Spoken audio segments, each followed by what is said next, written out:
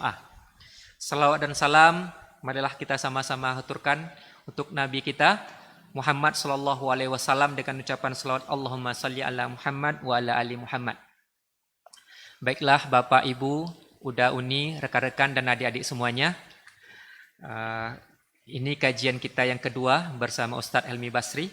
Sedikit akan kami coba perkenalkan kembali tentang perkenalan awal dengan Ustadz kita. Beliau merupakan salah seorang dosen dari Universitas Islam Negeri Sultan Syarif Kasim di Provinsi Riau, alumni dari S1 Universitas Islam Madinah, S2 dan S3 beliau selesaikan di Maroko, dan juga beliau cukup aktif dalam menulis beberapa artikel buku dan juga beberapa kajian-kajian yang beliau rutin isi, baik itu di Provinsi Riau ataupun di luar dari Provinsi Riau. Alhamdulillah pada pagi hari ini sudah bergabung bersama kita bersama tentang tema yang akan kita coba kaji dalam kesempatan kali ini, yaitu solusi 1001 masalah dengan sholat dan sabar. Ini merupakan refleksi diri kita di tahun 2022 yang lalu, dan kita saat ini di awal tahun 2023 Masehi. Sepertinya isu ini masih relevan di awal tahun-tahun Masehi ini, karena memang kalau kita dengar dari beberapa pengamat, dari beberapa tokoh, sepertinya di tahun 2023 ini bukan di Indonesia katanya, tapi di luar negeri ada semacam kekhawatiran secara global, baik itu masalah dari segi ekonomi ataupun yang merembet ke masalah-masalah lainnya. Jadi sehingga insya Allah dengan mengaca refleksi diri kita di tahun 2022 yang lalu, kita coba memasuki 2023 ini dengan seperti apa nantinya menghadapi masalah-masalah yang nanti akan kita hadapi ke depannya. Mungkin itu Ustadz yang sebagai pembuka dari kami sebagai moderator pada pagi hari ini. Sebagai waktu dan tempat kami persilakan Ustadz. Baik, terima kasih. Bismillahirrahmanirrahim. Assalamualaikum warahmatullahi wabarakatuh. Innal hamdalillah nahmaduhu wa nasta'inuhu wa nastaghfiruh wa na'udzu billahi min syururi anfusina wa min sayyiati a'malina may yahdihillahu fala mudhillalah wa may yudlilhu falan tajida lahu waliyyan mursyida. Asyhadu an la ilaha illallah wahdahu la syarikalah wa asyhadu anna Muhammadan abduhu wa rasuluhu la nabiyya wa la rasula ba'dah. Bapak, Ibu-ibu, Uda dan Uni dari keluarga besar alumni teknik ya, Universitas Andalas, yang mudah-mudahan semua kita selalu berada dalam lindungan Allah Subhanahu wa ta'ala. Mari sama-sama kita awali pertemuan ini dengan memperbanyak ungkapan puji dan syukur kepada Allah Subhanahu wa ta'ala untuk nikmat yang tidak pernah putus dalam kehidupan kita. Jangan pernah putus bersyukur, karena memang nikmat itu tak pernah putus dalam kehidupan kita. Jangan pernah bosan bersyukur, karena memang kita tidak pernah bosan dalam mengharapkan kebaikan demi kebaikan dari Allah Subhanahu wa ta'ala. Mudah-mudahan syukur kita tidak hanya sebatas lisan saja, tetapi syukur itu harus diikutkan oleh anggota tubuh dan hati kita. Maka Ibnul Qayyim al-Jauziyah membagi syukur itu kepada 3. Ada syukur secara lisan, ada syukur secara anggota tubuh. Itu ketika kening kita sujud di lantai, sesungguhnya kita sedang bersyukur kepada Allah. Ketika kaki kita langkahkan ke rumah Allah, sesungguhnya kaki kita sedang bersyukur. Dan yang tak kalah pentingnya di sini adalah syukrul qalbi, syukur oleh hati kita, di mana syukur hati itu artinya adalah bertambah kecintaan kita kepada Allah Subhanahu wa ta'ala yang memberikan nikmat. sama-sama kita juga harus bersalawat dan salam untuk Rasulullah sallallahu alaihi wasallam. Allahumma salli ala Muhammad wa ala ali Muhammad. Mudah-mudahan kita semakin cinta kepada beliau. Mudah-mudahan kita semakin merindukan beliau, karena beliau adalah sosok yang sangat rindu dan sangat cinta kepada kita. Saat-saat kritis yang seharusnya dia memikirkan dirinya sendiri, tapi yang dipikirkannya adalah kita sebagai umatnya. Ada sebuah riwayat Nabi mengatakan, "Istaqtu li ikhwani." Aku sungguh rindu dengan saudara-saudara saya. Ada di antara sahabat bilang, "Ya Rasulullah, alasna bi ikhwanikum?"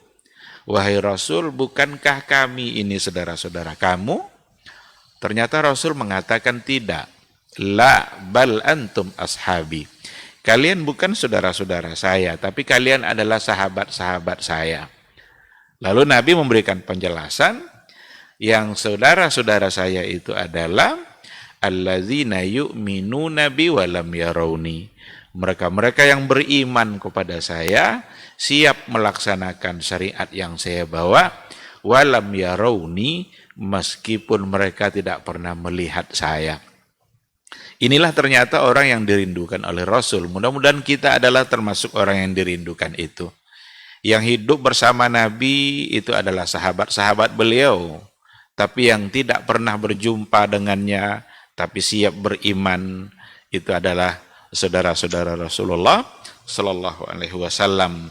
Mudah-mudahan di akhirat kelak semua kita bisa mendapatkan syafaat, mendapatkan pertolongan di satu hari yang memang semua kita butuh kepada syafaat itu. Karena hari itu semua kita merasa amalnya kurang. Tidak akan ada di antara kita hari itu yang merasa amalnya banyak. Yang ada adalah merasa kurang. Bahkan ada di antara orang yang minta kembali ke bumi ini sebentar aja agar bisa sujud, agar bisa bersedekah, agar bisa beramal saleh. Tapi tidak ada lagi saat untuk beramal, yang ada adalah saat untuk dibalas. Oleh karena itu, sebelum datang hari pembalasan itu, mudah-mudahan umur yang masih tersisa, hendaknya selalu bisa kita gunakan untuk mendulang pahala dan mendulang kebaikan demi kebaikan. Baik, Bapak Ibu yang dimuliakan Allah, sesuai dengan tema yang diamanahkan kepada saya, itu solusi dari 1001 masalah ya, dengan sholat dan sabar. Mudah-mudahan judul ini tidak pula menggambarkan semakin banyaknya masalah yang kita hadapi masing-masing. Tapi memang pada kenyataannya tidak ada hidup tanpa masalah. Baru masalah berakhir kalau kita sudah mengakhiri kehidupan kita di dunia ini, maka berakhir pula lah masalah itu. Oleh karena itu tidak boleh takut dengan masalah, karena masalah pasti datang. Yang penting itu adalah bagaimana cara menghadapi masalah. Dan Al-Quranul Karim yang disampaikan oleh Rasulullah Sallallahu Alaihi Wasallam dipertajam nanti dengan sunnah-sunnahnya, itu semua bisa menjadi solusi. Maka sangat tepat atau pantas untuk kita bahas tema ini, bagaimana cara yang tepat, bagaimana Al-Quran mengajarkan kita untuk menghadapi masalah-masalah yang kita hadapi dalam kehidupan. Kita akan berangkat dari sebuah ayat dalam surat Al-Baqarah, ayat 45, dikatakan oleh Allah Subhanahu wa taala, bismillahirrahmanirrahim, wasta'inu bis-sabri was-salah wa innaha lakabiratun illa 'alal khashi'in. Minta tolonglah kalian dengan sabar dan salat. Wa innaha lakabiratun illa 'alal khashi'in. Perkara itu berat memang kecuali bagi orang-orang yang khusyuk. Ini ayat merupakan nasihat langsung yang datang dari Allah Subhanahu wa taala, nasihat yang tepat dan benar. Biasanya kalau kita punya masalah, kita mencari-cari solusi. Umpamanya masalah psikologi, kita akan cari psikiater yang ternama untuk mendapatkan jawaban dari masalah-masalah kita. Tapi jawaban mereka belum pasti benar. Belum pasti persis itu yang kita inginkan. Kalau kita mau buka bisnis, kita akan cari konsultan dalam bisnis. Akan bertanya pula kita untuk mendapatkan solusi-solusi. Tapi belum pasti benar gitu. Nah ini yang nasihat ini pasti benar ini. Karena datang dari Allah, disampaikan oleh Rasulullah Sallallahu Alaihi Wasallam. Nggak boleh kita meragukan. Pasti tepat, pasti benar, mumpuni untuk kita ambil. Maka dari ayat ini kita temukan ya dua solusi yang diajarkan oleh Al-Qur'anul Karim dalam menghadapi masalah. Wasta'inu bis-sabri was-salah. Minta tolonglah kalian dalam menghadapi berbagai problematika hidup kalian dengan dua cara. Yang pertama dengan cara sabar dan yang kedua adalah dengan cara sholat. Nah ini yang akan kita coba diskusikan ya, kita coba berbagi ya. Sebelum kita bertanya jawab, saya ingin mengawalinya dari sholat. Tapi kalau dalam ayat kan sabar ini. Bisabri wassalat. Tapi dalam kesempatan sekarang saya ingin mengawalinya dari sholat. Sholat itu memang adalah cara terbaik dalam menyelesaikan masalah. Seberat apapun masalah hidup yang kita hadapi, kembalilah kepada Allah. Seberat apapun, sebanyak apapun persoalan yang sulit kita hadapi, yang tidak terjawab oleh akal kita, maka kembalilah kepada Allah. Sholat itu berarti kita kembali kepada Allah, karena sholat itu komunikasi antara seorang hamba dengan Robnya. Sholat tempat di mana kita berdoa, menyampaikan berbagai macam hal yang kita hadapi.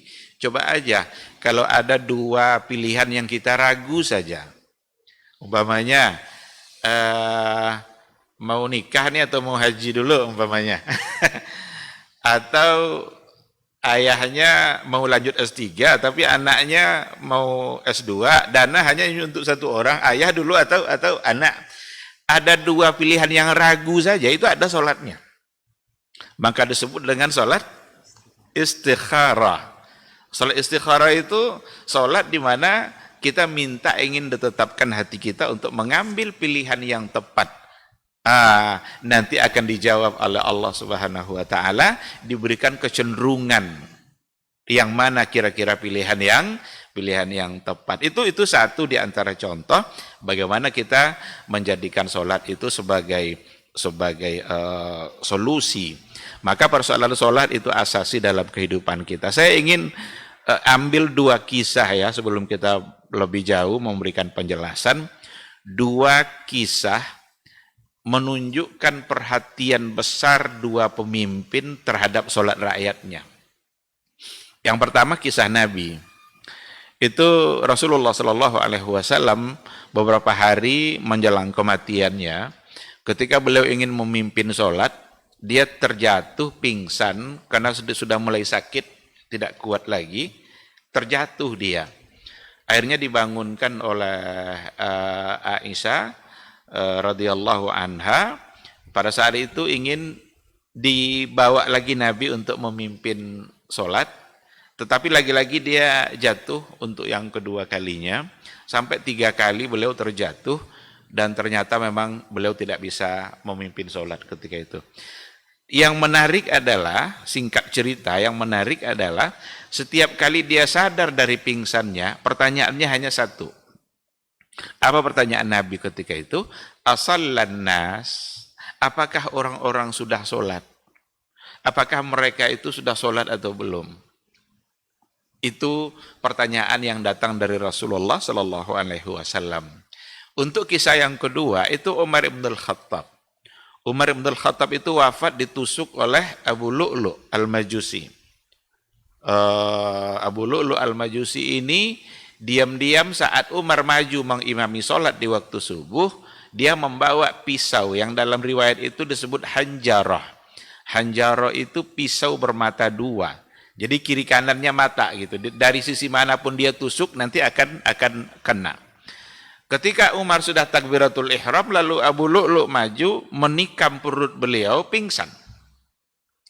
Kesaksian Abdullah ibn Umar, anaknya Umar ibn al-Khattab itu yang mengangkat bapaknya, dia mengatakan ketika mengangkat badan bapaknya itu itu tangannya persis tepat pada bagian yang ditusuk tadi, dan semua jari jemarinya ini masuk ke dalam perutnya Umar. Begitulah dalamnya tusukan itu sehingga membuat Umar menjadi pingsan. Pada saat sadarnya Umar dari pingsannya itu, persis pertanyaannya sama dengan pertanyaan Nabi tadi. Apa pertanyaan Umar ketika itu?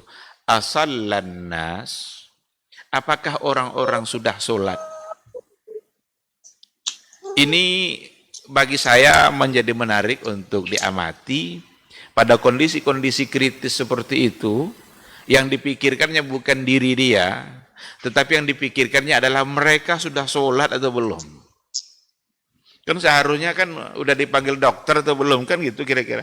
Kalau terjadi di kita dalam kondisi seperti itu, apa yang pertama kita tanyakan? Kita mikirkan diri kita kah atau mikirkan umat? Nah, tapi dua pemimpin besar ini, yang pertama adalah Rasulullah Sallallahu Alaihi Wasallam, yang kedua adalah Umar bin Al-Khattab.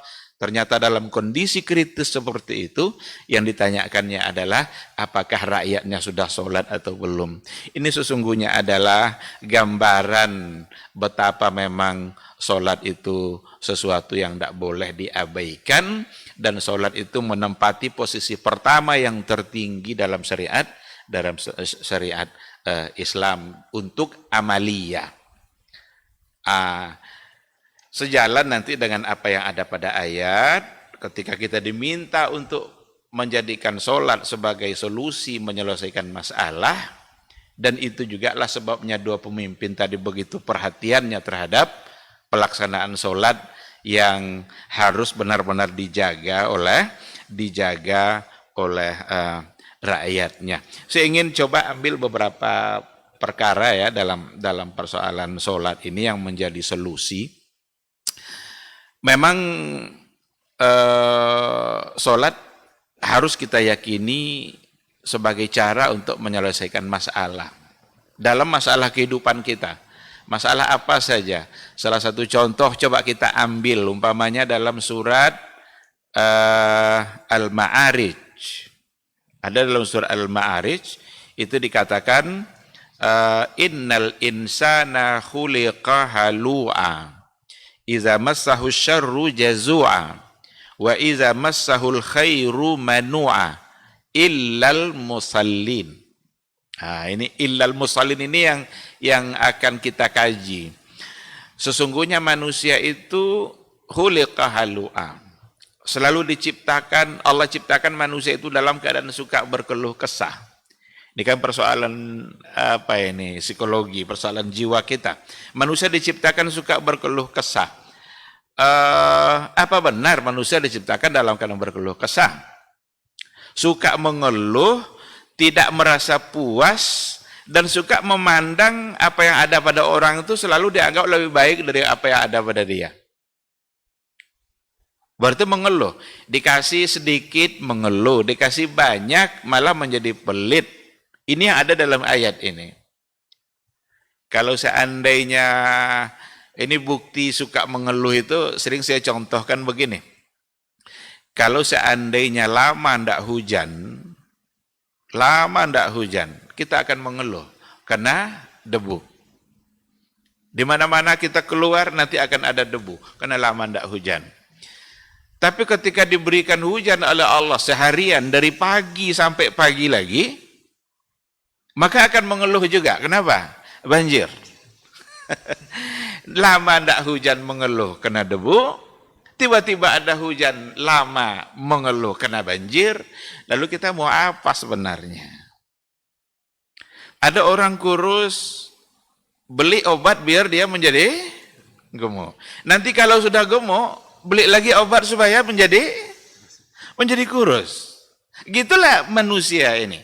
Enggak puas dengan apa yang ada pada dia. Ada ilustrasi, ada gambaran itu, seperti yang terjadi pada masa Nabi Sulaiman itu. Seseorang yang punya domba 99, lalu ada saudaranya yang punya domba 1 ekor, dia ingin merebut domba yang 1 ekor itu agar menjadi milik dia. Padahal dia sudah punya 99. Nah, manusia itu dalam Al-Quran dikatakan khuliqa halu'a.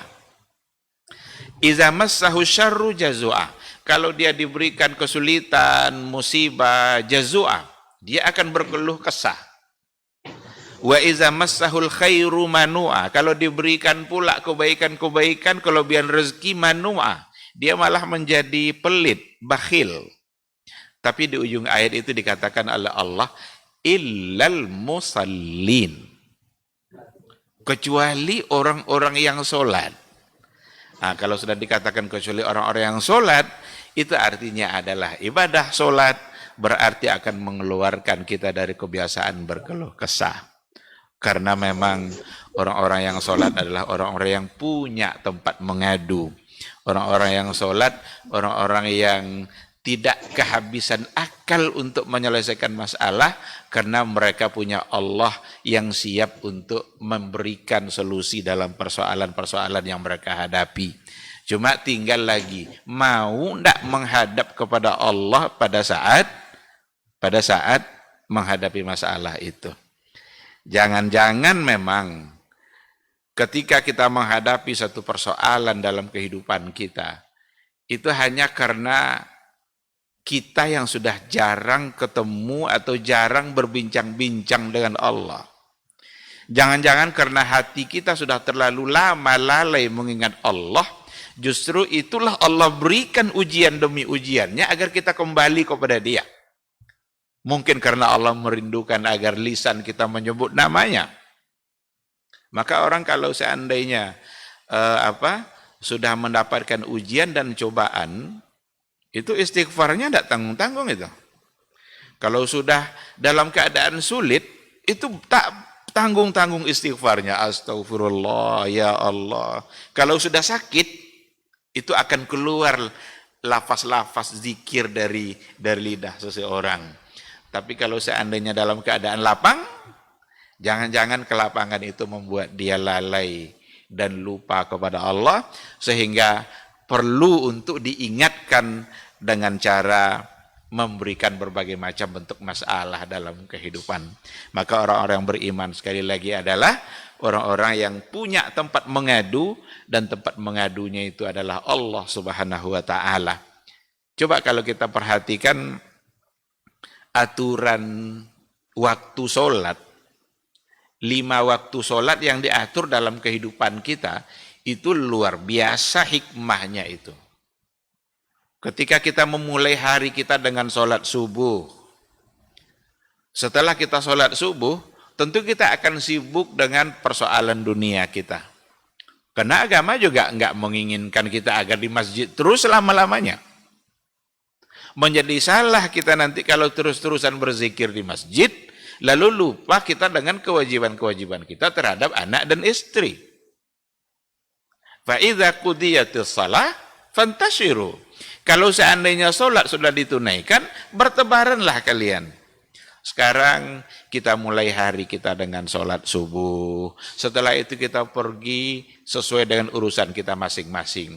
Ada yang ke kantor, ada yang bisnisnya yang mau diurusnya, ada yang ke kebun, ada yang kemana-mana dalam berbagai urusan. Nanti ketika masuk waktu zuhur setelah siang, fisik kita lelah. Dan jiwa kita ternyata juga akan lelah. Maka orang kalau sudah siang, dia pengen makan. Tapi banyak orang yang hanya sibuk untuk mengurus fisiknya saja untuk makan. Lupa dengan jiwanya yang juga sudah lelah. Maka ketika diperintahkan untuk zuhur di waktu siang itu sesungguhnya adalah saat di mana kita mengadukan persoalan kita dari subuh sampai siang, itu akan pasti ada banyak masalah yang sedang kita hadapi. Ketika ada masalah-masalah itu, kembalilah kepada Allah di waktu zuhur. Hayya 'alas shalah, datang ke masjid, berdoa di situ, mohonkan kepada Allah. Selesai itu nanti silahkan mau buat apa lagi, silahkan untuk urusan dunia kita. Kalau ada masalah, nanti datang lagi waktu asar, di mana kita kembali mengadukan persoalan kita kepada Allah Subhanahu wa Ta'ala. Begitu seterusnya maghrib, lalu kemudian nanti isya. Dari isya ke subuh, itu waktu di mana kita bisa beristirahat untuk kemudian memulai hari-hari pada pada waktu yang berikutnya. Ini pengaturan waktu ini sesungguhnya adalah pengaturan yang luar biasa dalam memberikan solusi dalam kehidupan kita. Agar jiwa kita selalu mendapatkan nutrisinya, sebagaimana fisik juga memerlukan nutrisi. Jadi Bapak Ibu-ibu yang dimuliakan Allah, itu sedikit dari gambaran solat yang memang dia akan menjadi solusi dalam menyelesaikan persoalan-persoalan yang kita hadapi. Rasulullah Shallallahu Alaihi Wasallam ketika dalam keadaan lelah, memang yang diajaknya adalah solat. Maka ketika itu ada Rasul, ada sahabat, ada Bilal. Apa kata Rasul kepada Bilal? Ya Bilal, arihna bis salah. Wahai Bilal, ayo istirahat kita dengan solat.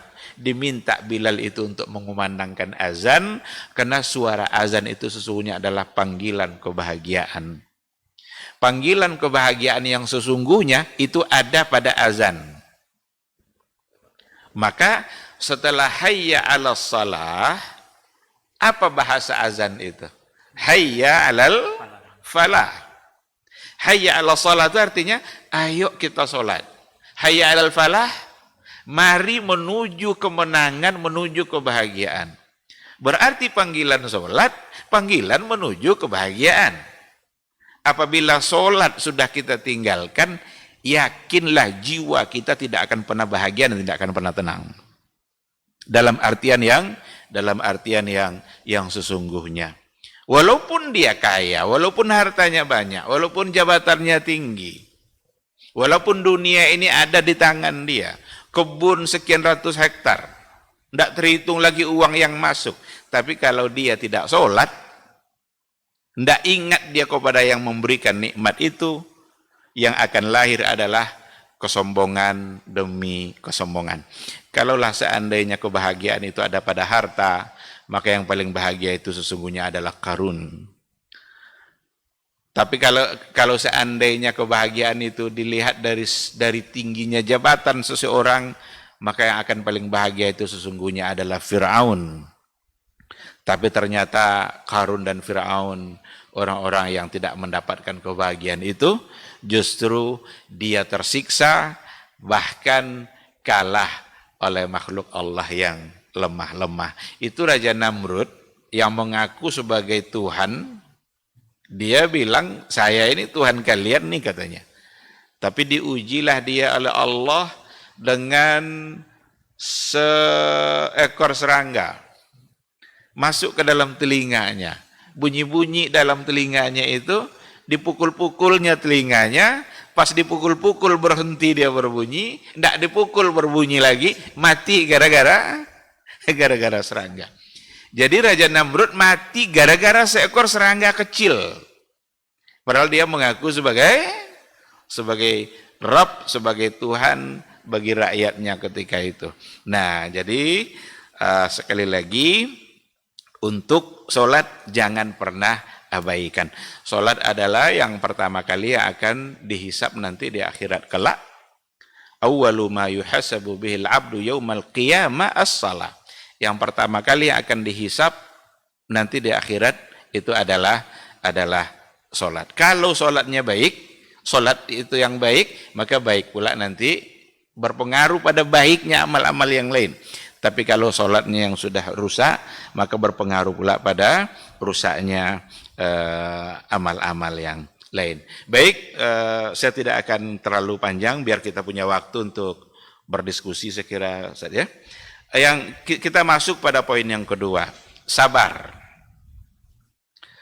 Sekilas tadi sholat bagaimana menjadi solusi. Sekarang masuk pada poin yang kedua, sabar. Dalam psikologi, sabar itu dikatakan kemampuan diri untuk menahan emosi, pikiran, perkataan, dan perilaku. Itu biasa dimaknai sabar dengan artian seperti itu. Dan sekilas memang dapat diterima definisi itu.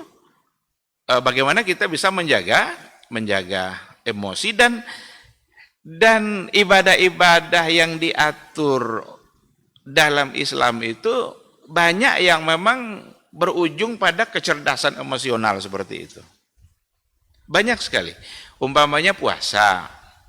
Kan ada dalam hadis Nabi kan bilang begini, kalau seandainya ada orang lain yang menghina kamu, atau ada orang lain yang ingin mengajak kamu berantem, tinggal katakan saja, kul inni saim. Katakan, saya sedang berpuasa. Berarti ungkapan saya sedang berpuasa bisa meredam atau bisa meredakan dendam dan lain sebagainya. Dalam haji umpamanya, ada hadis dalam persoalan haji itu dikatakan oleh Rasul, barang siapa yang mengerjakan ibadah haji, lalu dia tidak berkata-kata kasar, dia tidak berkata-kata kotor, tidak mengajak untuk berantem, berkelahi, berdebat dan lain sebagainya. Lalu kata Rasul apa? Raja'aka yaumin waladathu ummu. Maka dia akan kembali setelah haji itu seperti bayi yang baru dilahirkan. Maka dalam Islam ini memang soal kesabaran itu simbol dari kekuatan. Kata Rasul, orang yang kuat itu bukanlah orang yang menang dalam bertarung, tapi orang yang kuat itu adalah man yamliku nafsahu 'indal ghadab. Siapa yang bisa menahan amarahnya, menahan dirinya saat dia marah. Itulah orang yang kuat dalam pandangan Rasulullah sallallahu alaihi wasallam. Tapi dalam kajian-kajian keislaman itu sabar dibagi 3 oleh para ulama. Nah, sebelum kita masuk nanti ke yang lain, sabar itu dibagi 3. Ada sabar dalam ketaatan. Taat itu perlu sabar. Kalaulah bukan karena kesabaran kita dalam taat, tidak bangun kita subuh. Orang semua tidur, tarik selimut, sekarang kita harus bangun. Itu perlu kesabaran. Kalau bukan karena sabar, tidak siap kita menahan lapar dan haus dari pagi sampai menjelang terbenam matahari. Kalaulah bukan karena sabar, tidak siap kita mengeluarkan sebagian harta kita untuk orang lain. Kita yang cari peras keringat, banting tulang, dapat uang, sekarang mesti kita bagi. Kalau bukan karena kesabaran kita, itu semua tidak akan terlaksana. Maka yang pertama itu as-sabru 'ala ta'ah, sabar dalam ketaatan. Yang kedua as-sabru 'anil ma'asi, sabar dalam menahan diri untuk tidak melakukan kemaksiatan. Orang-orang yang korupsi itu orang-orang yang tidak sabar saja itu di hadapan duit-duit itu. Maka terjadilah itu. Itu kan sebuah kemaksiatan. Bagaimana kita sabar dalam menahan diri untuk tidak terjebak pada hal-hal yang salah. Ini sabar yang kedua. Sedangkan yang ketiga barulah masuk kepada sabar yang biasa kita pahami itu as-sabru indal musibah, sabar pada saat mendapatkan musibah. Rugi sedikit bisnisnya dari bulan yang lalu, sabar. Barangkali itu cara Allah untuk kita introspeksi. Jadi saat kapanpun ketika Allah uji kita dengan satu musibah, kita harus kembalikan kepada Allah. Karena pasti ada kebaikan yang ingin diberikan oleh Allah melalui musibah itu. Tapi kalau kita tidak berpikir seperti itu, kita akan menyalahkan orang lain. Kalau kita bersabar, kita akan bisa introspeksi diri dan mengembalikannya kepada Allah. Yakinlah bahwa tidak ada satupun yang ditakdirkan oleh Allah yang tujuannya adalah untuk menganiaya kita, tetapi ada kebaikan-kebaikan yang ingin diberikan oleh Allah. Mungkin nanti ketika kita sudah tahu kebaikan di balik musibah itu, kita akan bersyukur kepada Allah mendapatkan musibah. Maka saya sering contohkan itu. Ada dulu salah satu dari penumpang pesawat yang terlambat, yang dari Bandung, terlambat sampai ke Soekarno-Hatta. Betapa kesalnya dia dengan keterlambatan itu. Karena pesawat sudah berangkat saat dia sampai di bandara.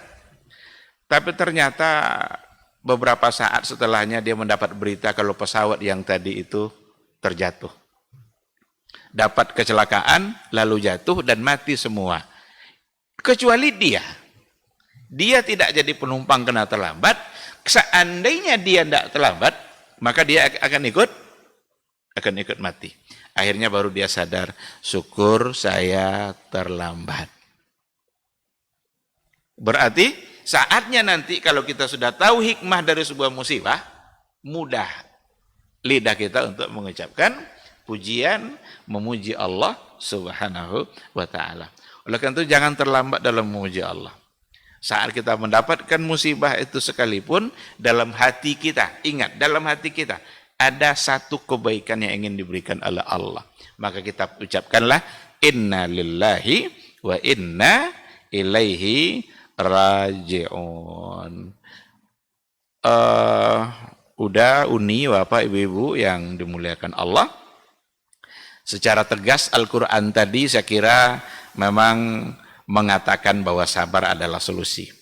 Ayat yang kita bacakan tadi secara tegas memang mengatakan sabar itu adalah sebagai solusi, dan itu solusi mental, sehingga sabar dapat menjernihkan hati dan pikiran. Kalau kita tidak sabar dalam menghadapi masalah, itu kita tidak bisa berpikir jernih. Ya kalau sudah tidak berpikir jernih lagi, yang muncul adalah emosi.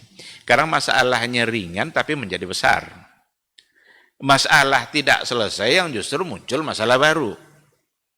Kadang hanya sekedar digeser mobil kita aja oleh orang lain. Tentu itu tidak suka kita, tidak baik bagi kita. Mobil yang begitu bagusnya digeser oleh orang. Tapi kalau tidak dihadapi dengan pikiran jernih, dengan sabar, itu masalah kecil akan bisa menjadi besar. Nah, oleh karena itulah orang yang sabar itu insya Allah orang yang akan selalu bahagia. Kenapa demikian?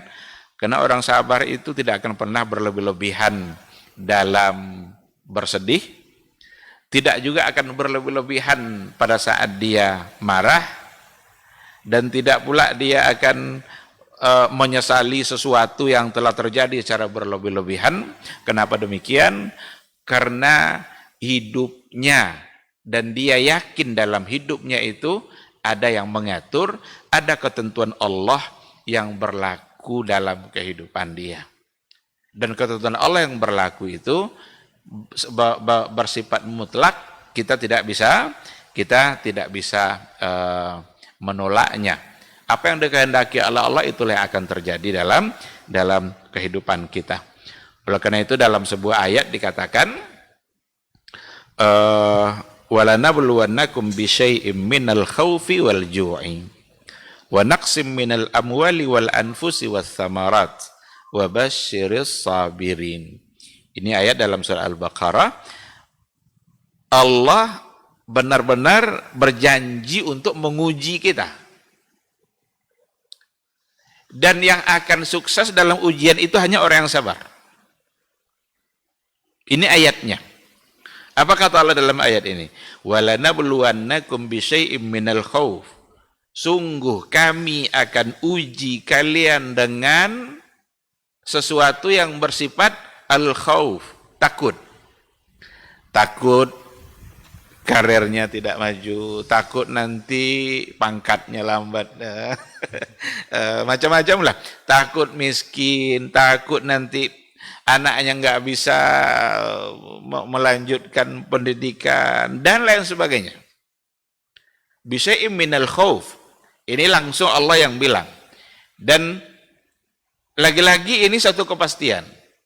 Barangkali ya semua kita mungkin pernah merasakan betapa ketika muncul virus corona, timbul rasa takut itu. Tetapi bagi saya positifnya corona itu adalah semua orang jadi sadar kalau dia akan mati. Sebelumnya enggak tuh. Sebelumnya ada yang hidupnya glamor, mewah-mewah, tak sholat, cari harta haram dan lain sebagainya. Pas datang corona semua takut dan yakin akan mati. Itu salah satu dari sisi positifnya. Kita kalau sudah takut mati, biasanya mulailah ada kesadaran-kesadaran, karena apa yang selama ini tidak terlintas dalam pikiran kita, ternyata datang sesuatu yang membuat kita yakin akan mati. Kalau sudah yakin akan mati, lalu tidak sadar juga, saya kira itu adalah keterlaluan. Jadi bisa minal khaufi wal ju'i, dan rasa lapar. Harga minyak naik, harga BBM naik. Berapa orang banyak yang frustasi ketika harga minyak naik. Tapi ketahuilah, yang memberikan kita rezeki saat minyak naik itu dia juga yang memberikan kita rezeki saat minyak harganya turun. Saat BBM naik, kita diberi rezeki oleh Allah. Saat BBM turun, dia juga. Cuma kita lagi yang harus mengetuk pintu Allah itu sebanyak-banyaknya, seluas-luasnya, agar kita diberikan kemudahan dalam menghadapi masalah. Wa naqsim minal amwal, dan kekurangan dari harta. Bisa saja Allah uji kita dengan kekurangan harta. Apa yang sebelumnya sukses semua, maju semua, bisnisnya lancar-lancar saja, tiba-tiba Allah takdirkan di tahun itu bisnisnya tidak selancar yang dulu, bahkan justru malah berkurang. Yang berkebun dulu buahnya begitu lebat, banyak hasilnya, sekarang barangkali tidak seperti itu. Wa naqsim minal amwal wal anfus, dan juga pada diri. Satu persatu anak meninggal. Ada yang anak meninggal baru lahir, ada yang anak meninggal umur 2 tahun, umur 10 tahun, atau istrinya yang meninggal, atau suaminya yang meninggal. Itu adalah ujian-ujian yang diberikan oleh Allah. Lalu di akhir ayat dikatakan wasamarat, dan juga buah-buahan, wabasyiris sabirin, dan berikan kabar gembira kepada orang-orang yang sabar. Maka ini sebagai kata kunci, wabasyiris sabirin, itu artinya, maksudnya adalah hanya orang yang sabarlah yang akan lolos dia dalam menghadapi berbagai cobaan-cobaan yang diuji, yang datang dari Allah Subhanahu wa ta'ala. Siapa itu orang yang sabar? Dilanjutkan pada ayat yang sesudahnya, allazina qalu inna lillahi wa inna ilaihi raji'un. Yang sabar itu adalah mereka-mereka yang menyadari bahwa mereka datang dari Allah dan juga akan kembali kepada Allah. Jadi ketika ada harta melimpah lalu berkurang, oh dia sadar harta ini kan milik Allah, Allah yang memberikan. Kalau Allah ingin mengambil lagi, itu hak Allah, kita nggak bisa protes. Tiba-tiba dapat musibah, anaknya meninggal, ingat ini datang dari Allah, titipan dari Allah, dan nanti juga akan diambil dan kembali kepada Allah. Sehingga dengan ungkapan inna lillahi wa inna ilaihi raji'un, itu adalah gambaran dari sebuah kesabaran, kesadaran penuh bahwa yang ada pada kita itu hanyalah bersifat sementara, dan kapan Allah ingin kembali mengambilnya, maka Allah berhak untuk melakukan itu tanpa bisa kita protes sama sekali. Jangan dikira jabatan yang ada di tangan kita untuk selamanya. Maka jadikanlah jabatan itu untuk mendekatkan diri kepada Allah.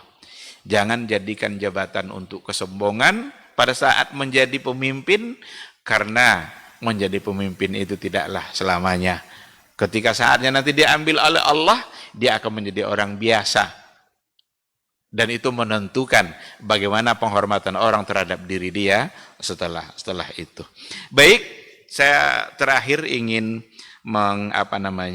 poin yang terakhir yang ingin saya sampaikan, sungguh sabar itu adalah sebagai satu kekuatan. Saya ambil dari Al-Quranul Karim, itu Allah berfirman, ini dalam surah Al-Anfal ya. Apa kata Allah? Ya ayyuhalladzina amanu, hai orang-orang beriman, harridil mu'minina 'alal qital. Asunglah, doronglah orang-orang beriman itu untuk berjuang di jalan Allah. In yakun minkum isruna sabiruna yaglibu mi'atain. Jika bersama kamu ada 20 orang yang sabar, nah ini dia. Isruna sabiruna. Jika kamu memiliki 20 orang saja yang sabar, yaglibu mi'atain, 20 yang sabar tadi akan mengalahkan yang 200. Tapi dengan syarat sabar. Wa iyyakum minkum mi'atun, seandainya yang ada adalah 100 yang sabar, yaghlibu alfan minallazina kafaru, mereka akan bisa mengalahkan 1000 orang-orang kafir. Jadi yang 20 bisa mengalahkan 200, yang 100 bisa mengalahkan 1000 karena kesabarannya. Berarti sabar itu bukanlah kelemahan. Banyak orang menganggap sekarang sabar itu sebagai kelemahan. Dibeginikan sabar, beginikan sabar. Lemah kali dia. Enggak, padahal sabar adalah satu kekuatan. 20 yang sabar bisa mengalahkan yang 200. 100 bisa mengalahkan 1000. Sabar adalah satu kekuatan, maka seberat apapun masalah yang akan kita hadapi, maka yakinlah dengan sabar kita akan bisa menghadapinya. Satu hal yang perlu dipahami, ketika dikatakan sabar dan sholat, bukan berarti kita melupakan ikhtiar-ikhtiar yang harus kita laksanakan. Ikhtiar tetap kita lakukan. Kalau anak kita diuji dengan sakit umpamanya, atau kita sendiri yang diuji oleh Allah dengan sakit, mengadu kepada Allah, hadapi secara sabar. Setelah itu kita ikutkan dengan ikhtiar apa yang harus kita lakukan. Apa yang bisa kita lakukan untuk mendapatkan kesembuhan?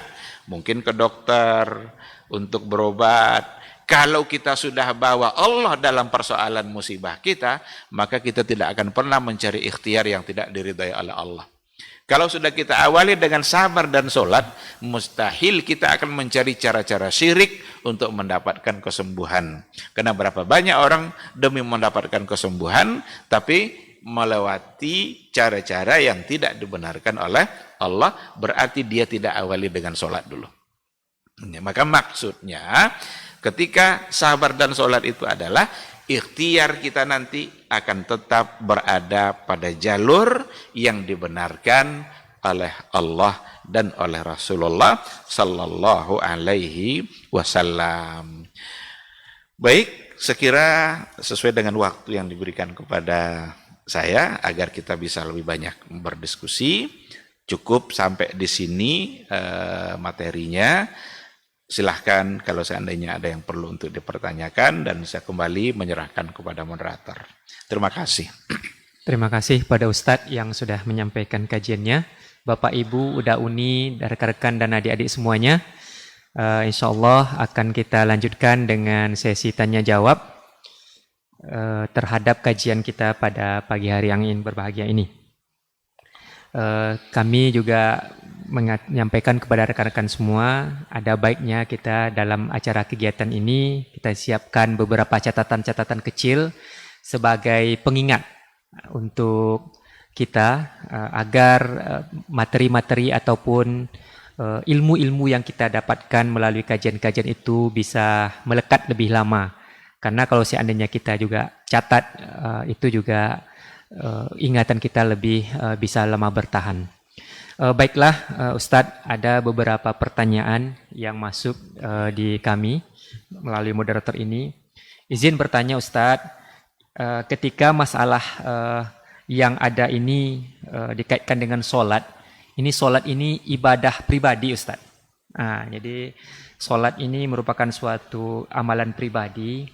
Cuman masalah ini terkadang luas, Ustadz. Jadi tidak hanya sifatnya pribadi, kolektif. Jadi apakah kewajiban kita melaksanakan sholat ini juga dimaknai dengan ibadah kita secara berjamaah?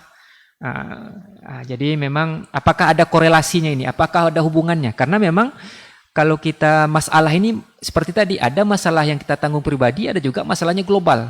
Jadi ini seperti apa nih Ustaz penjelasannya? Mungkin itu bisa dijelaskan Ustaz. Ini cukup menarik ini Ustaz. Apakah memang seperti itu? Ya, gimana Ustaz? Baik. Sholat yang dikerjakan oleh setiap individu muslim itu efeknya bukan hanya untuk individu masing-masing. Itu pengaruhnya akan dirasakan oleh masyarakat. Kita yang mengerjakan masing-masing iya. Secara individu kita rajin sholat sunat, umpamanya sholat tahajud, sholat duha, itu kan bagian dari ibadah-ibadah yang katakanlah itu sebagai ibadah individu kita dengan Allah Subhanahu wa taala. Tetapi untuk persoalan ibadah sholat wajibnya kan jelas itu ya, dalam persoalan berjamaah sangat dianjurkan oleh Rasulullah Sallallahu Alaihi Wasallam seperti yang ada pada hadisnya, sholat berjamaah itu lebih afdol sebanyak 27 dibanding dengan sholat sendiri. Sholatul jama'ati afdalu min sholatil fadzi bisab'in wa ishrina darajah. Sholat berjamaah itu lebih utama 27 dibanding sholat sendiri hanya mendapatkan 1. Itu khusus untuk yang sholat wajib. Tetapi sholat itu kan ada jelas ya, kalau dalam bab fikih saya kira rincinya dibahas oleh para ulama secara rinci. Yang ingin saya katakan adalah asar atau pengaruh dari pelaksanaan ibadah sholat itu sesungguhnya bukan hanya untuk individu, tapi itu untuk masyarakat secara luas dan kolektif. Coba, kenapa kita selalu mengakhiri sholat kita dengan kata salam? Ini satu contoh ini dalam ibadah sholat kita. Selesai setiap kali kita selesai sholat, Assalamualaikum warahmatullahi, Assalamualaikum warahmatullahi. Maka orang yang sholat harus orang yang mampu memberikan kedamaian bagi kiri dan kanannya. Jangan selesai sholat pulang bawa sandal orang lain. Padahal dia baru aja menyelesaikan sholat. Atau sengaja pergi ke masjid seolah-olah sholat tapi intai-intai kotak amal mamanya. Itu tentu saja bukan konsep sholatnya yang sedang bermasalah, tapi jiwa dia yang sedang bermasalah. Karena dia tidak jujur dalam pelaksanaan ibadah sholatnya. Seandainya seseorang benar-benar mengerjakan sholat sesuai dengan yang dituntun oleh Rasulullah Sallallahu Alaihi Wasallam, yakinlah dia akan menjadi pribadi yang jauh dari yang keji dan yang mungkar. Maka dalam ayat kan, inna salata tanha anil fahsya'i wal munkar. Sesungguhnya ibadah sholat bisa mencegah dari perbuatan yang keji dan yang mungkar. Apa perbedaan antara keji dan mungkar? Fahsya, mungkar. Salah satu dari perbedaannya yang disampaikan oleh para ulama, al-fahsya itu sesuatu yang akibatnya ditanggung oleh diri sendiri. Sedangkan mungkar itu sesuatu yang akibat buruknya ditanggung oleh orang lain. Berarti ibadah sholat, ibadah yang akan menjaga diri kita dari perbuatan yang merusak diri kita sendiri dan merusak orang lain. Bukankah itu gambaran dari kolektivitas dari sebuah manfaat yang akan didapat oleh ibadah sholat yang dilakukan secara pribadi. Nah, maka masalah pribadi insya Allah akan bisa terselesaikan dengan sholat.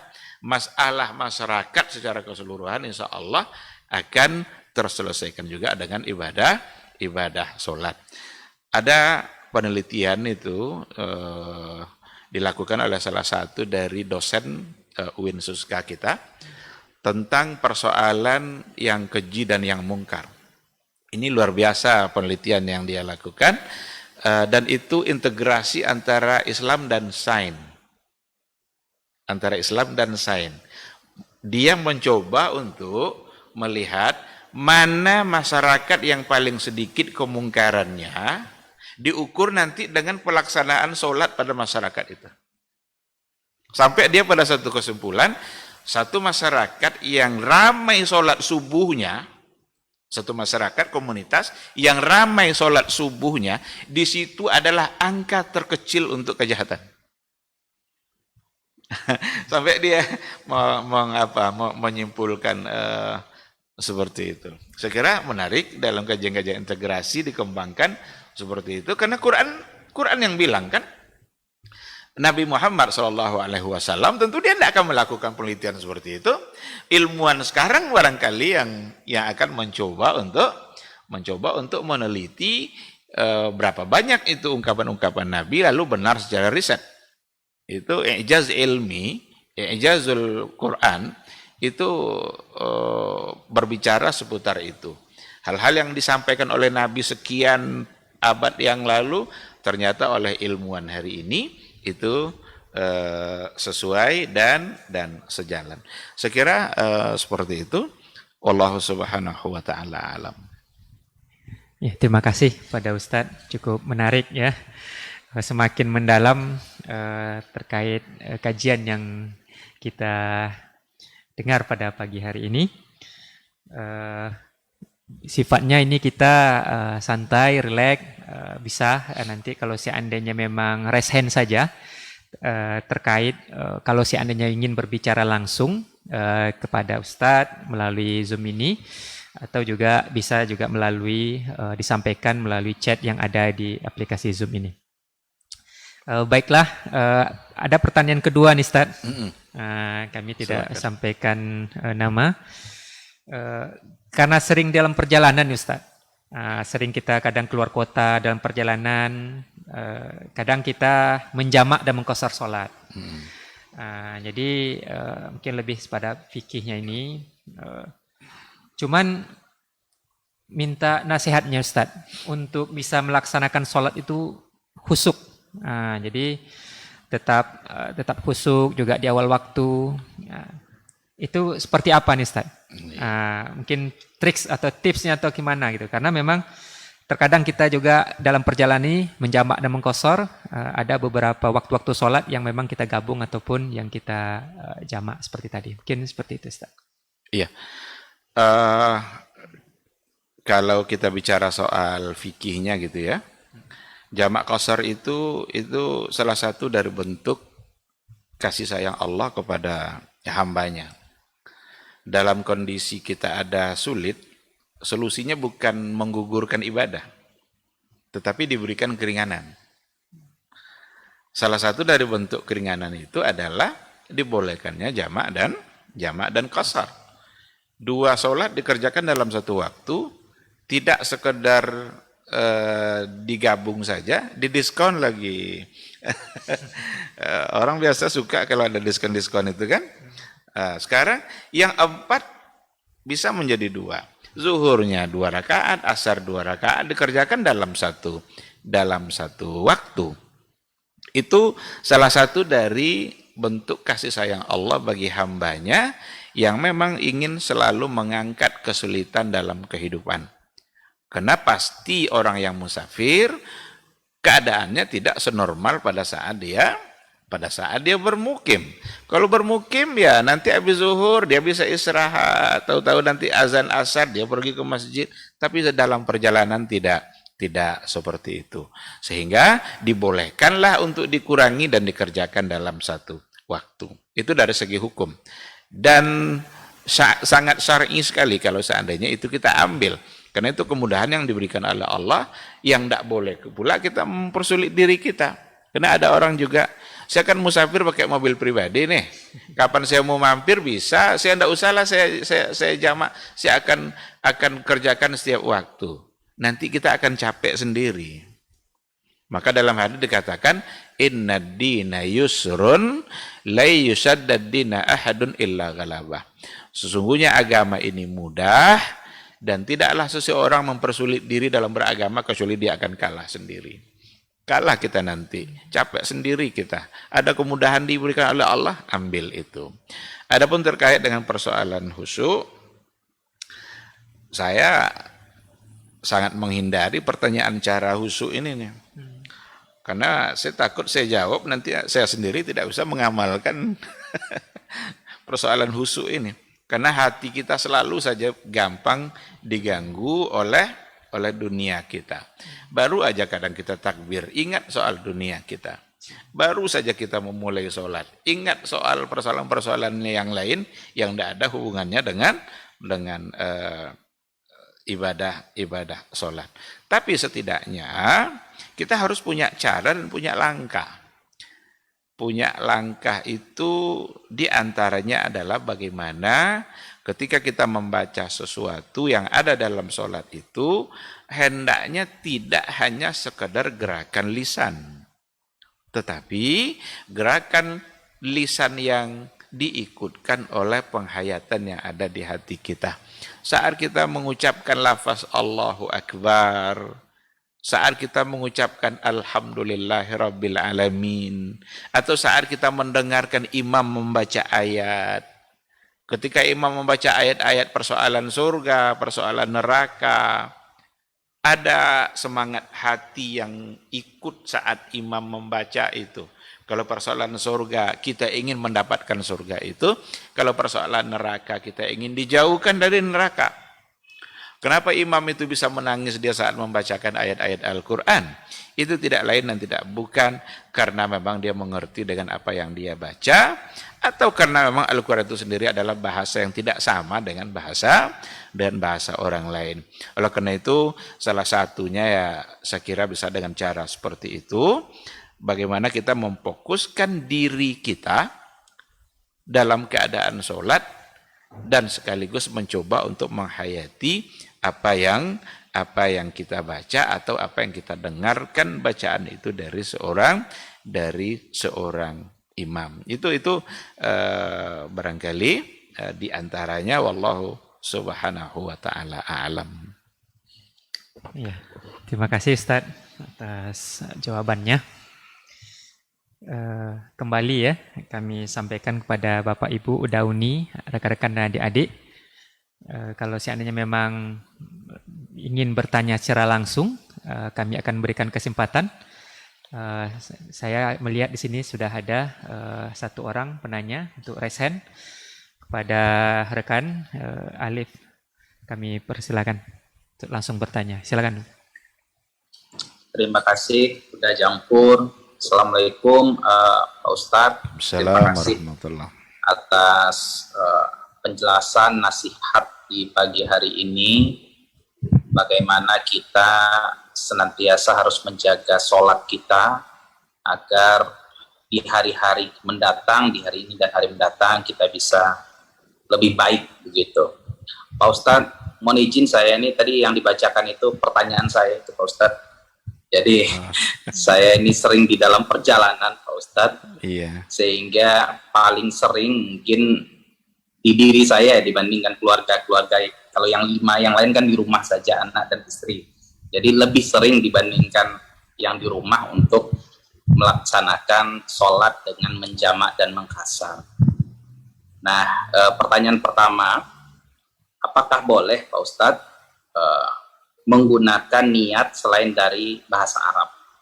Nah, ini tidak hanya kepada niat sholat saja, tapi niat amalan-amalan baik lainnya, begitu. Apakah boleh kita melaksanakan sholat dengan menggunakan bahasa selain bahasa Arab, anggaplah itu bahasa Indonesia. Nah, yang kedua,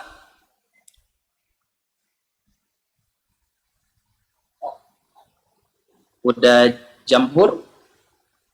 Siap. Layarnya. Oh, iya. Oh, sebentar. Sebentar.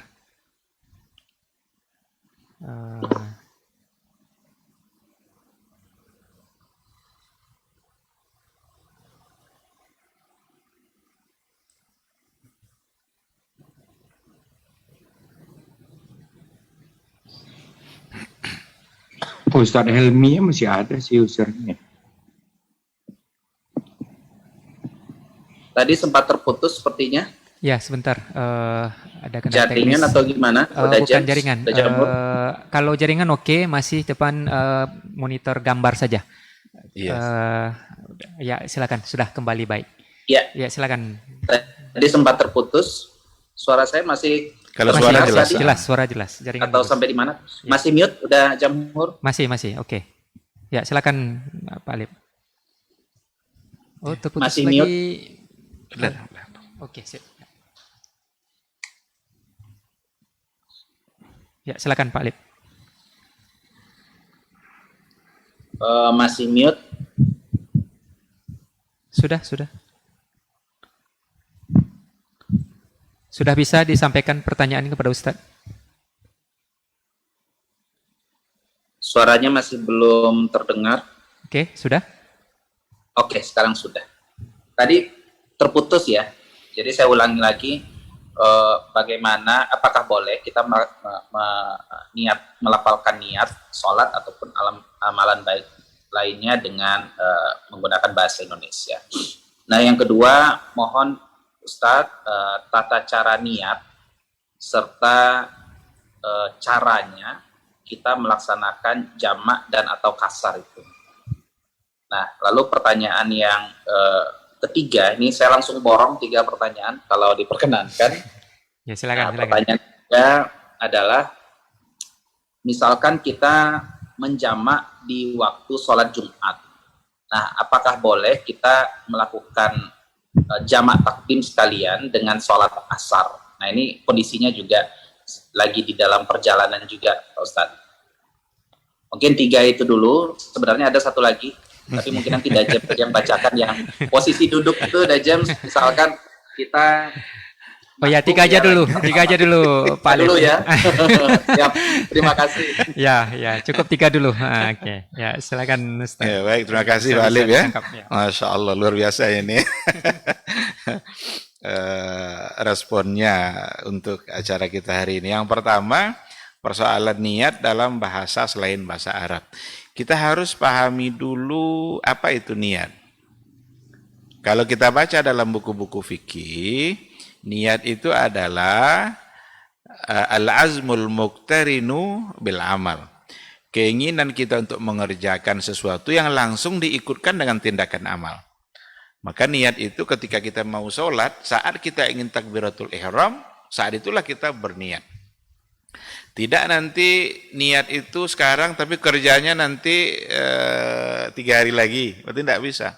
Kalau umpamanya saya Jumat depan mau sholat di Masjid Raya Padang umpamanya, seminggu lagi.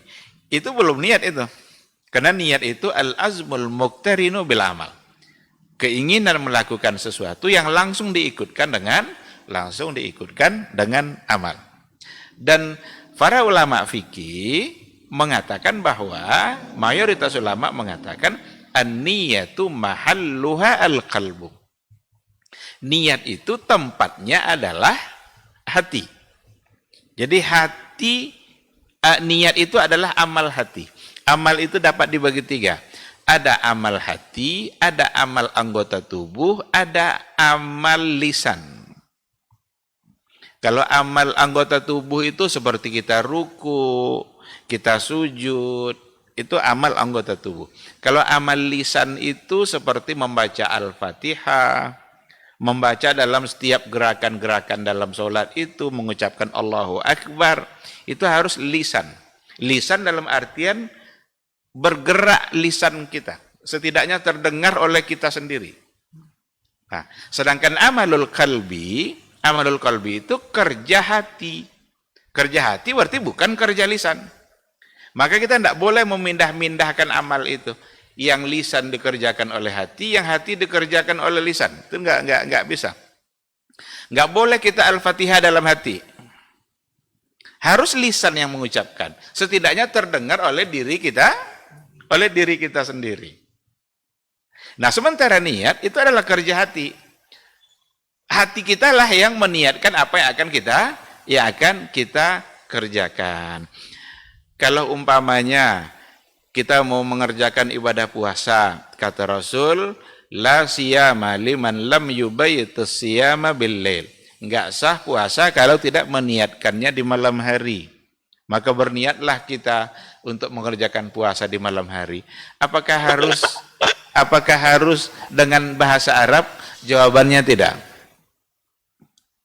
Tidak ada keharusan bahwa itu harus dengan berbahasa Arab. Bahkan tidak pun diucapkan secara lisan karena memang niat kerjanya adalah diambil oleh hati. Hati yang berfungsi dalam persoalan niat. Maka tidak harus dalam berbahasa Arab. Ketika kita ingin takbiratul ihram mengerjakan zuhur, di hati kita harus ada bahwa sekarang saya ingin mengerjakan zuhur. Cuma yang ada di buku-buku fikih Syafi'iyah itu sekedar membantu kita. Itulah yang ada di hati kita. Sekedar untuk membuat yang ada di hati itu apa gitu. Maka dituliskanlah dalam buku itu kan, umpamanya nawaitu dan lain sebagainya itu. Tapi bukan sesuatu yang harus kita ucapkan. Karena niat itu adalah kerja hati. Itu untuk yang pertama. Yang kedua, bagaimana tata cara niat jamak qasar? Kalau kita ingin menjamak sholat, kita sudah harus meniatkan dari sholat pertama yang kita kerjakan bahwa kita akan menggabung dua sholat. Umpamanya zuhur sama asar.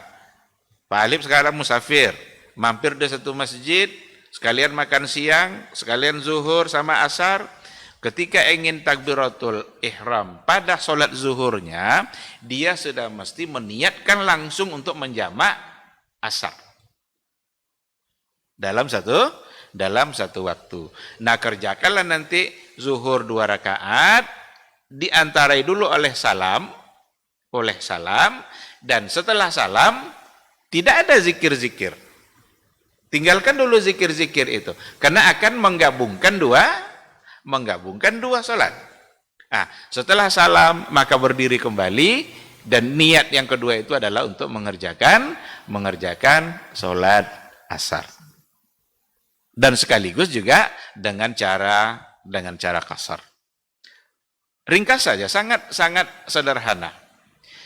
Kalau kita berimam sama-sama safar, lalu ada imamnya, kita makmum, ya kita tinggal ikut imam aja. Ada juga yang mempertanyakan, bolehkah iqamah kembali untuk sholat yang kedua? Boleh. Umpamanya selesai salam, lalu satu berdiri untuk iqamah. Allahu Akbar, asyhadu an la ilaha illallah. Sampai akhirnya, kemudian dia berdiri, imam berdiri untuk sholat yang kedua. Itu untuk pertanyaan yang kedua. Sedangkan yang ketiga, ketika kita di hari Jumat, bolehkah Jumat dijamak dengan asar atau tidak?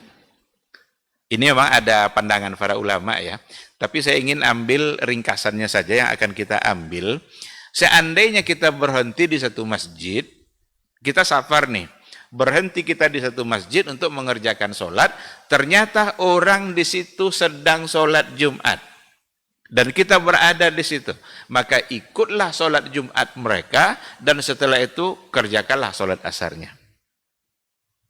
Tapi kalau seandainya kita datang di situ, sudah tidak atau sudah selesai pelaksanaan sholat Jumat mereka, maka berarti kita zuhur 2 rakaat, untuk kemudian setelah itu mengerjakan asar juga 2 rakaat. Maka boleh digabung Jumat dulu kalau memang kita berada di situ. Kalau tidak berada di situ, ya mungkin kita masih di mobil, orang lagi sholat Jumat, karena salah satu yang menggugurkan Jumat itu adalah safar.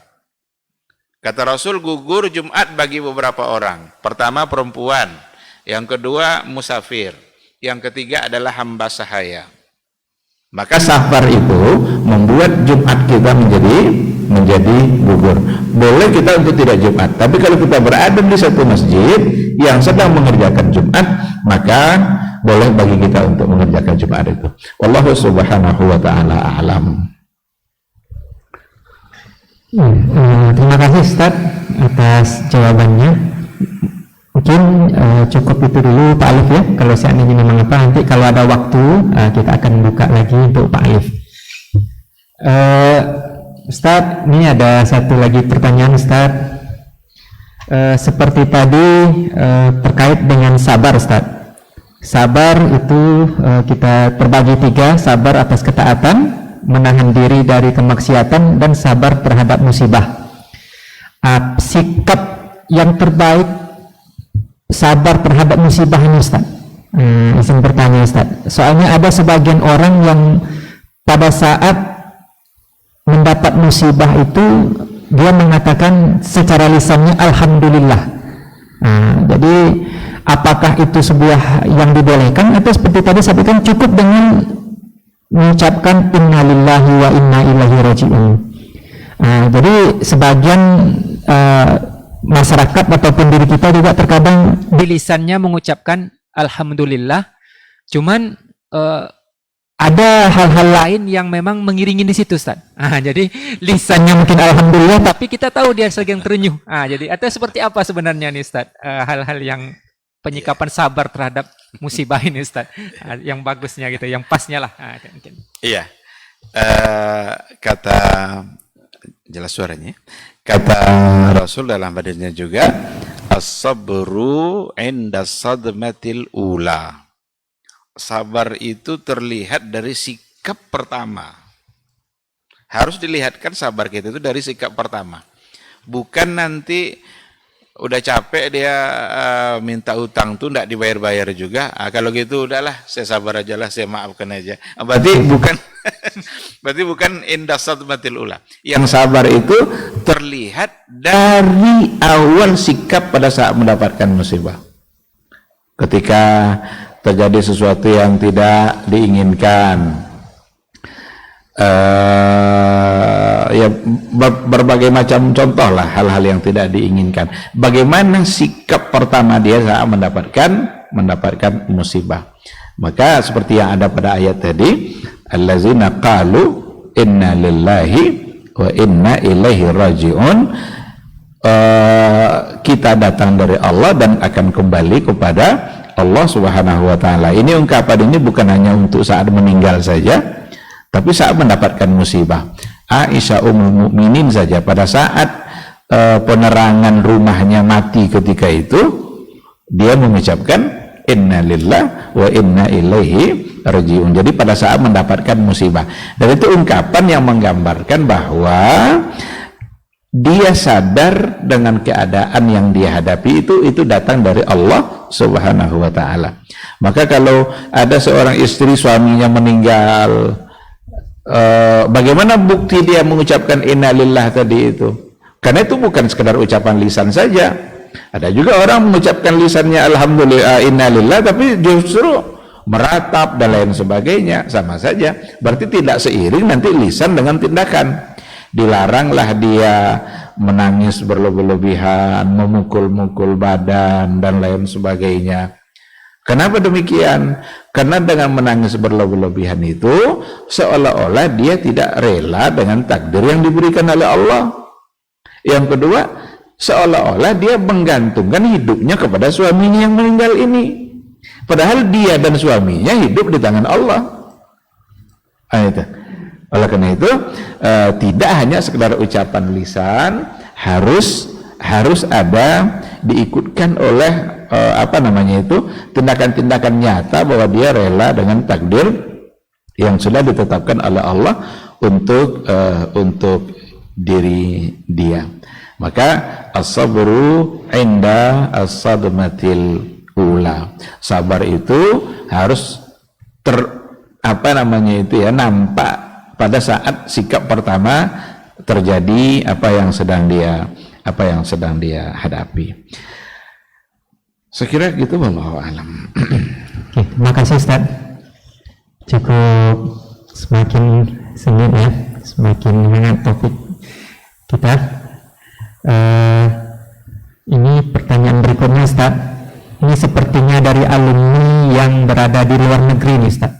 Atau yang tempat kerjanya di sana tidak mayoritas umat Islam. Jadi seperti kita ketahui bahwa pada saat Jumat kita wajib untuk sholat Jumat. Sementara beliau berada di kaum tempat bekerja di mana jarang dilaksanakan atau tidak sama sekali dilaksanakan di situ sholat Jumat. Jadi pertanyaan Ustaz, mana yang lebih afdol ketika pekerjaan itu ditinggalkan atau bekerja bertahun-tahun tanpa sholat Jumat? Jadi memilih Ustaz. Jadi memang karena suatu pekerjaan beliau berada di suatu tempat tersebut, tapi tidak ada pelaksanaan sholat Jumat di sana, karena memang mungkin rezeki penempatan di situ, atau ya ditinggalkan pekerjaan di situ dan memilih tempat ataupun lingkungan yang memang di sana dilaksanakan sholat Jumat. Karena memang beberapa hadis yang mungkin lebih dalam kita bisa kaji nanti, yang kita memang harus wajib melaksanakan ibadah sholat Jumat. Itu seperti apa Ustaz? Iya. Saya ingatkan dengan sebuah hadis Rasulullah sallallahu alaihi wasallam. Rasul mengatakan, "Man taraka syai'an lillahi awadahu Allahu bima huwa khairun minhu." Barang siapa yang meninggalkan sesuatu itu karena Allah, maka Allah akan ganti dengan yang lebih baik. Nah, cuma untuk sampai ke tingkat yakin ini perlu upayanya maksimal ini.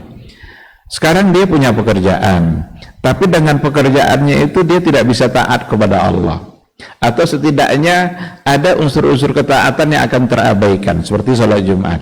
Ditinggalkannya hal itu karena Allah agar dia bisa taat, maka janjinya apa dalam hadis tadi? Awwadahullahu bima huwa khairun minhu. Allah akan ganti dengan yang lebih baik. Sekarang yakin tidak dia dengan janji Rasul itu?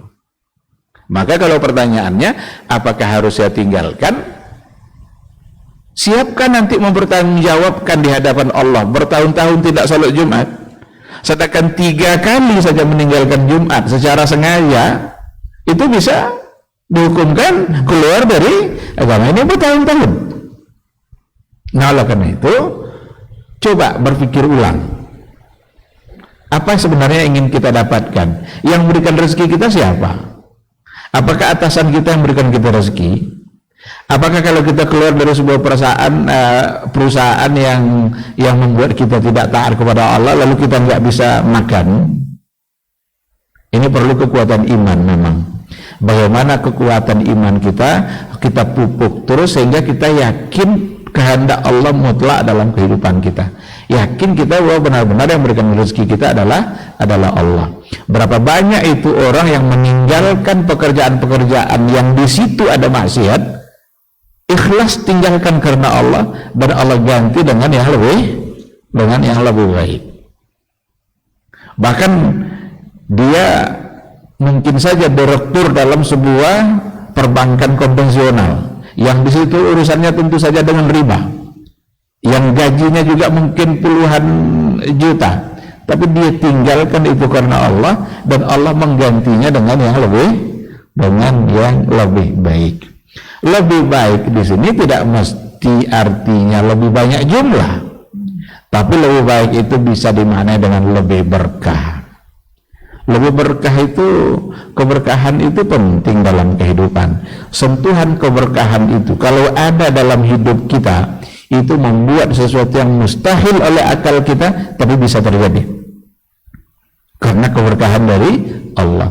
Tapi kalau keberkahan itu yang jauh dari kita, banyak pun harta kita tapi tidak berkah, jangan-jangan jiwa kita ternyata tidak tenang, atau kita menjalani kehidupan ini hambar dan lain sebagainya. Nah, oleh karena itu cobalah pikir-pikir. Barangkali tidak bisa mungkin 100% langsung tinggalkan, tapi mulailah berpikir untuk mencari yang lain. Kalau kita sudah mulai berpikir untuk mencari yang lain, mudah-mudahan Allah bukakan jalannya.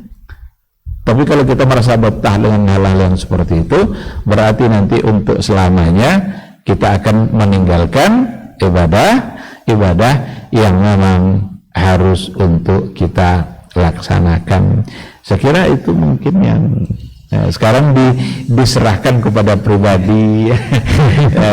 Yakinkah dengan hadis Nabi tadi atau bagaimana? Barangkali yakin, tapi perlu proses yang jelas. Jangan sampai tidak ada keinginan untuk mencari yang lebih baik. Itu dulu intinya.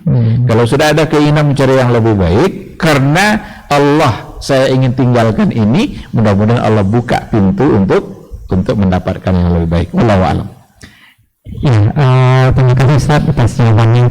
Kalaupun nanti ini kurang lengkap kami doakan, silakan saja pada Bapak Ibu udah ini atau rekan-rekan dan adik-adik langsung raise hand saja. Sepertinya ini masih belum puas nih Ustaz pertanyaan tadi. Jadi ini dikaji masalah fikihnya Ustaz. Fikihnya mohon konfirmasi nih Ustaz, masalah sholat Jumat tadi. Apakah boleh dikerjakan dengan jemaah yang terbatas, misalkan 2 atau kecil dari beberapa orang gitu.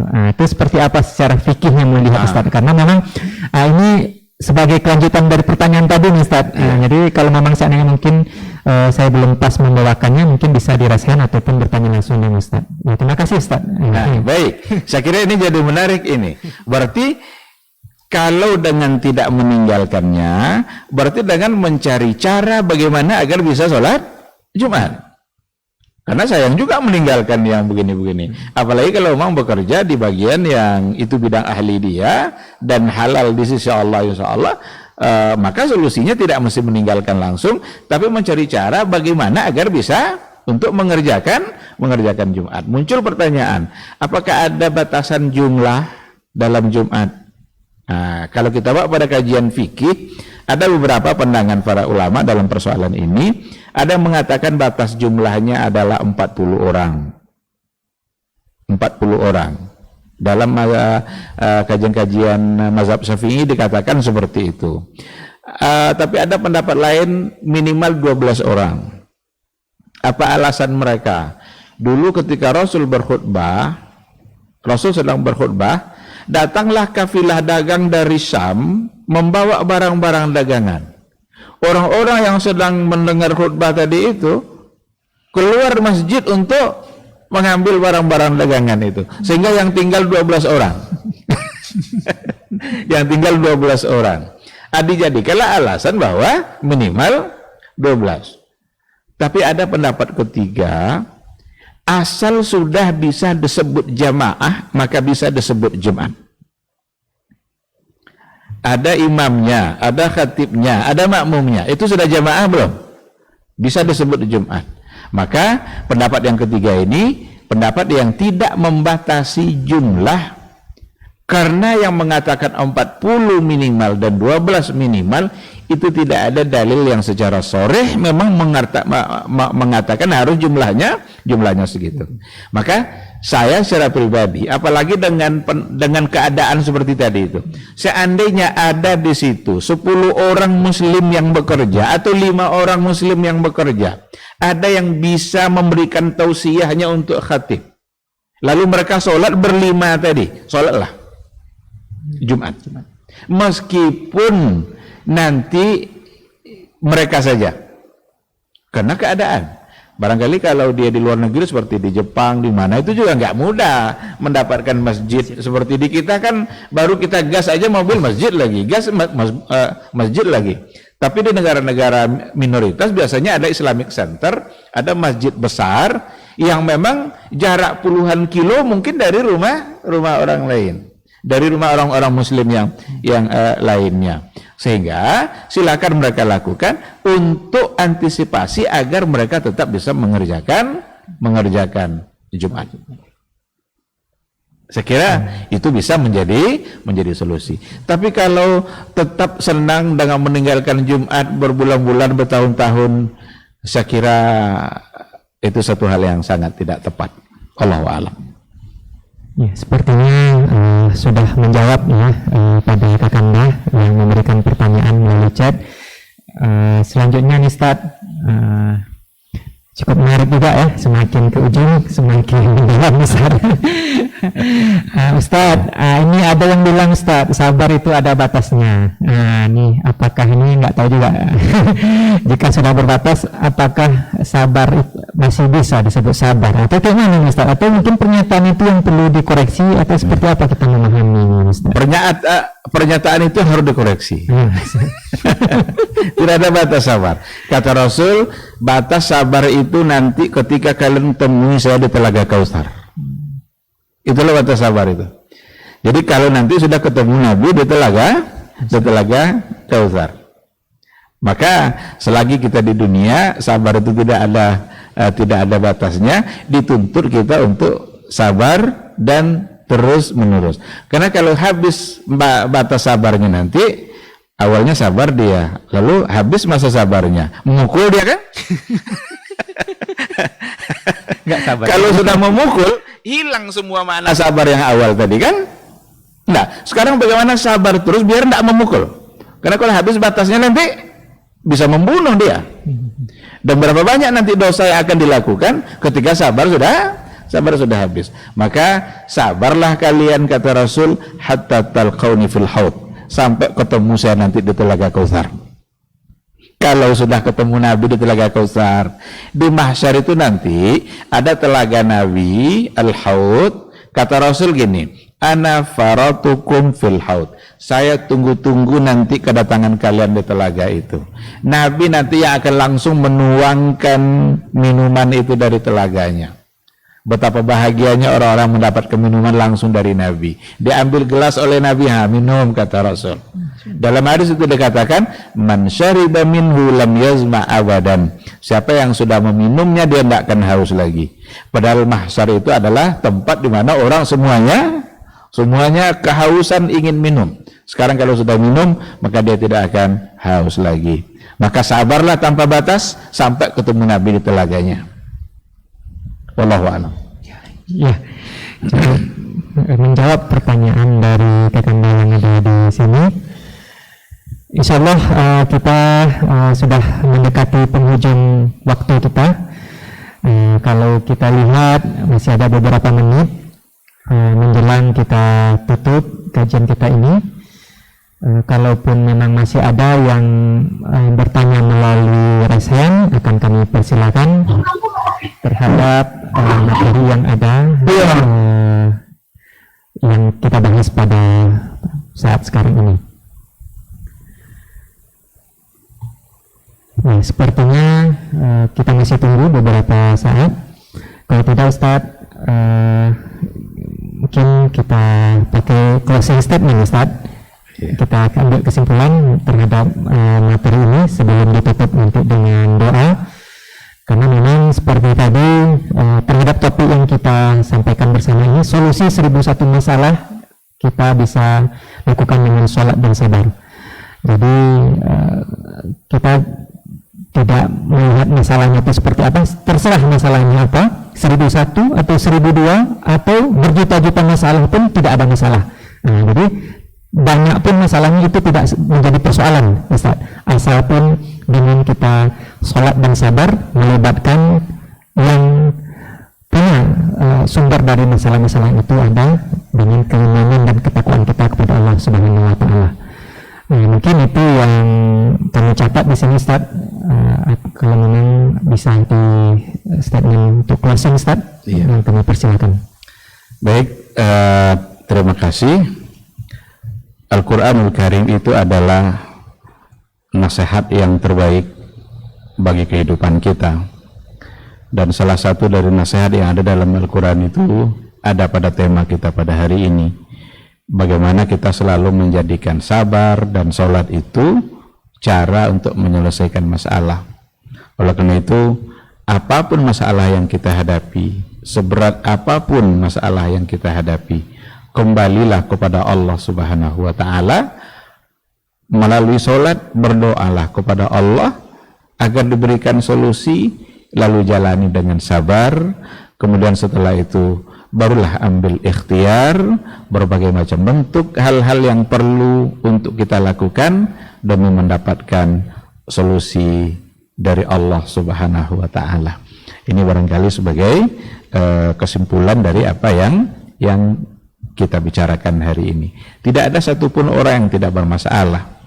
Maka persoalannya bukan pada masalahnya, tak boleh kita takut kepada masalah, tapi yang penting itu adalah bagaimana kita bisa menyelesaikan masalah itu, dan kembalilah kepada Allah dalam mendapatkan solusi setiap masalah. Wallahu Subhanahu wa Ta'ala a'lam.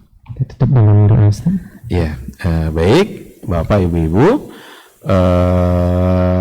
yang dirahmati oleh Allah Subhanahu wa Ta'ala, hanya kepada Allah Subhanahu wa Ta'ala kita memohon semoga Allah mengampuni dosa-dosa kita semua, dan semoga Allah mengampuni dosa-dosa orang yang telah mendahului kita, keluarga kita, masyarakat kita, yang mudah-mudahan semuanya diampuni oleh Allah dan diberikan tempat yang layak sampai pada akhirnya nanti memasuki surganya Allah Subhanahu wa Ta'ala. Alhamdulillahirabbil alamin, wassalatu wassalamu ala asrofil anbiya'i wal mursalin wa ala alihi wa sahbihi ajmain.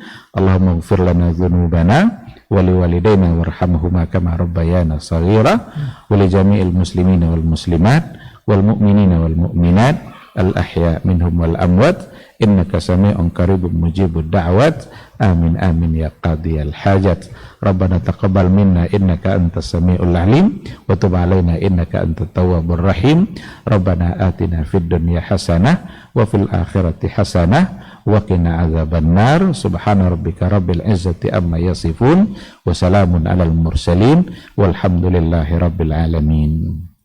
Baiklah, demikian acara kajian kita pada hari yang berbahagia ini. Kita tutup dengan bacaan hamdalah, alhamdulillahirabbil alamin, dan kita tutup dengan bacaan penutup doa penutup majelis. Subhanakallahumma rabbana wa bihamdika asyhadu an la ilaha illa anta astaghfiruka wa atubu ilaik. Mohon maaf atas segala kekurangan. Billahi taufiq wal hidayah. Assalamualaikum warahmatullahi wabarakatuh. Ketahuilah bahwa ketika kita mengikuti sebuah majelis ilmu, itu sesungguhnya Allah sedang memberikan kepada kita sekian banyak fadilah dan keutamaannya. Karena sungguh sangat mulia orang-orang yang berada di majelis ilmu. Orang-orang yang berada di majelis ilmu adalah orang-orang yang akan dimudahkan baginya jalan menuju surga Allah. Dalam hadis dikatakan oleh Rasulullah sallallahu alaihi wasallam, man salaka tariqan yaltamisu fihi ilman sahalallahu lahu tariqan ilal jannah. Barang siapa yang menempuh satu jalan di mana tujuannya adalah untuk mendapatkan ilmu, maka Allah akan mudahkan baginya jalan menuju surga. Surga itu perlu iman, dan mendapatkan surga itu perlu ilmu. Maka di majelis ilmu lah kita bisa menumbuhkan iman kita, dan di majelis ilmu lah kita bisa mendapatkan ilmu pengetahuan. Maka sering-seringlah menghadiri majelis yang bisa menambah iman kita dan juga bisa menambah ilmu, agar surga Allah itu benar-benar semakin dekat dengan kita bersama.